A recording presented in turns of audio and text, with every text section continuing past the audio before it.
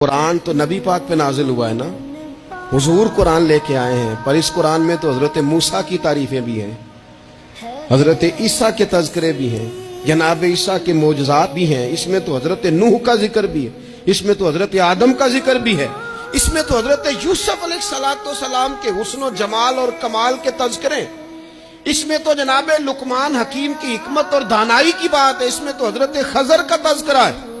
इस कुरान मजीद के अंदर तो औलिया अल्लाह की शान है, इसमें तो माँ बाप की फजीलत है, इसमें तो पड़ोसियों की बात है। इस कुरान मजीद ने तो गरीब की बात की, यतीम की बात की, बेवा की बात की। तो रसूल करीम ने बताया कि दूसरों को पीछे करके अपने आप को आगे नहीं किया जा सकता, तुम सबको साथ लेके चलो, तुम्हें अल्लाह इमामत अता फरमा देगा। हुजूर ने तारुफ कराया अपनी उम्मत को सारे नबियों का, रसूलों का, हुजूर ने उनके तज़किरे किए। आज